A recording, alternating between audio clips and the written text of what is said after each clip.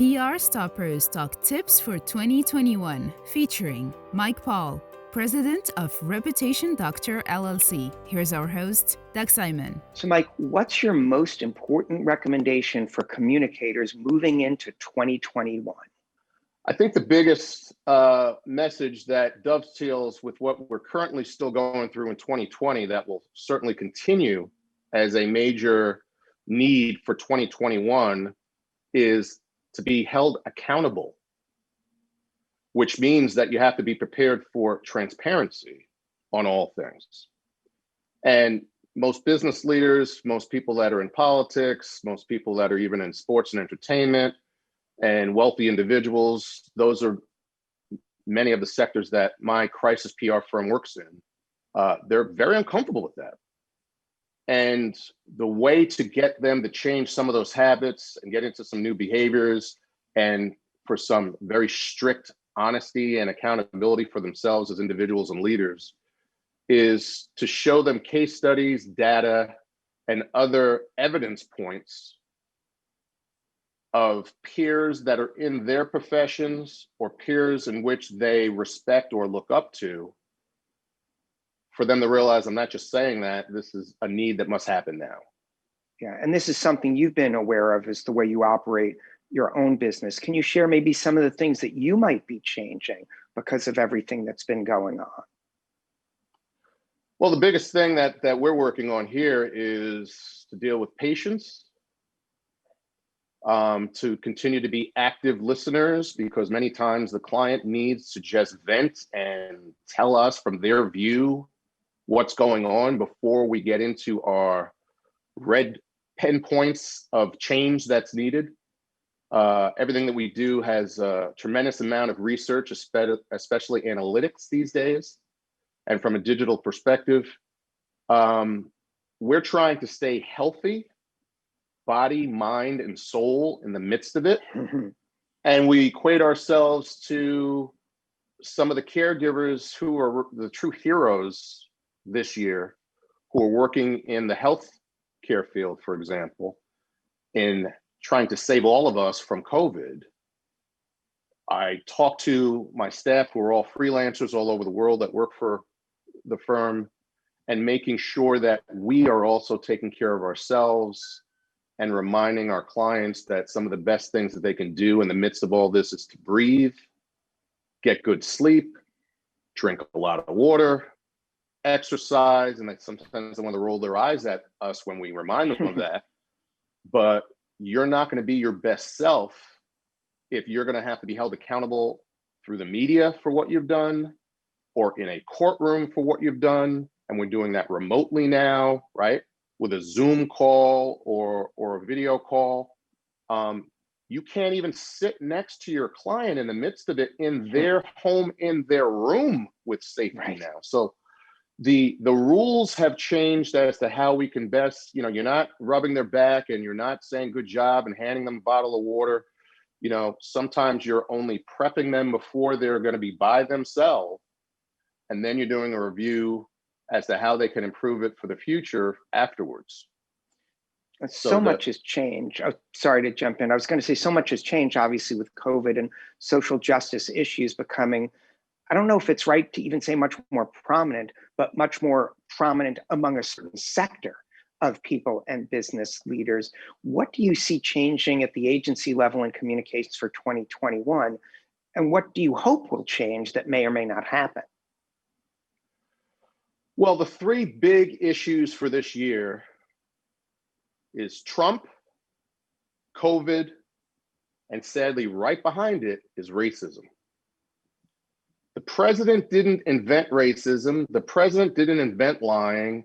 When we have half the country still looking at him as a hero and a savior, we know we got a lot of work to do. We have an incoming administration in almost about 30 days from now that is going to be very different. They look more like the United States and they look more like the world, quite frankly. It's not just going to be a room full of white guys.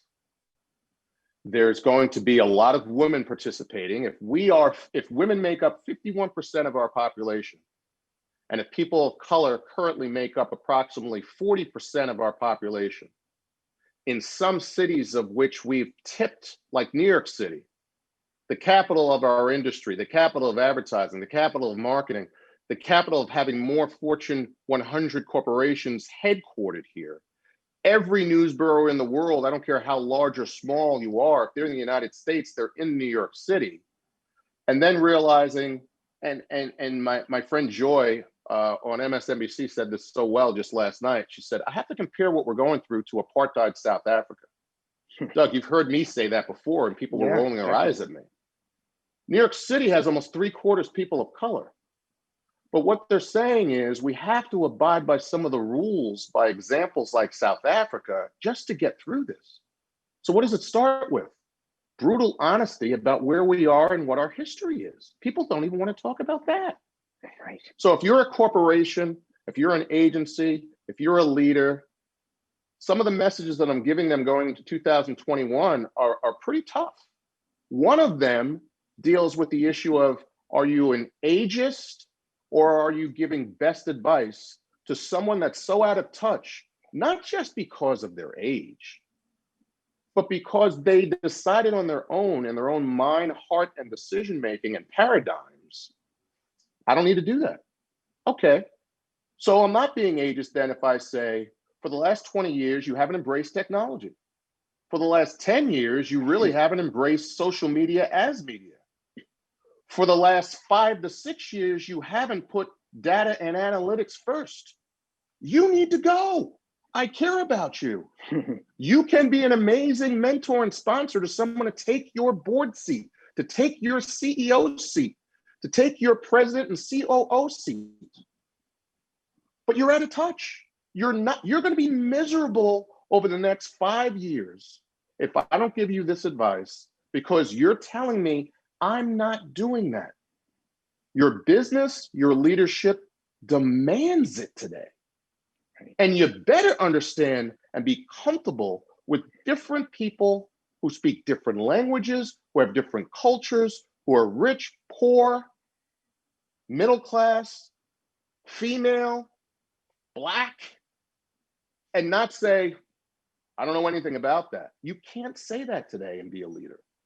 So I think what we're going to see is more transparency, some of it forced with a new administration that comes in, with lawsuits, with the EEOC being very strong that businesses are going to have to deal with new guidelines for the SEC commission, with new accountability from not just stakeholders, but shareholders who are of these populations that are going to say, you don't get it. I own you. You have to do this. Or else your stock is going to tank. And we're going to continue to talk about it. Quickly, with just a final thought, you've mentioned to me that you do have some things that you've seen that give you reason for hope and optimism. Maybe if you could close with a couple of quick examples. Some of the areas of hope and optimism are with people who are now saying, I get it. I'm frightened to think about these things as a white leader. I know the world has changed. I'm either going to step aside or I'm going to be the chief diversity officer and CEO of this enterprise. So when I see a DEI position, a diversity, equality, and inclusion position, people get upset at me when I say that position shouldn't exist. You already have a global head of HR. You have a US head of HR. You have a New York office head. That's cover. I agree. We have people in our industry who even look like me who are cover. They've gotten away with it. Why? How do you know? How many people of color and senior executives have you hired in your 30 years in that position? None? No one asked you that question? I'm a bully for asking how many. Right. You know the profession has 2% leaders of color in any measure of any kind, in a city that's almost 3/4 people of color, in a world. Do you do business in Africa? Oh no. But you tout that you're in emerging markets. China's safer than Africa? Russia and Eastern Europe and some places in Latin America and the Caribbean are safer and easier than an entire, it's a continent, not a country. These are the issues that leaders have been pushing to the side that are now in the top 3 bullet points of anything they do, which is making them uncomfortable. And my answer to that is, we're all supposed to be uncomfortable. And these changes are not going to come voluntarily. Right? Most of them are going to be forced. What's going to be? A lawsuit, your shareholders, a media story. That scares people, but that's my business, right? Yeah. So my job is to prepare them for that now, because the biggest answer, in short, what's happening in 2021, all of this is coming on a fast train. And if you're not prepared for it, you personally as a leader or as an individual are going to be affected by it, as well as any organization you're involved with. Great. I think that's a perfect spot to leave it. Thanks so much for joining us. Great information and a good wake-up call to a lot of people who probably need it. Thanks, Doug.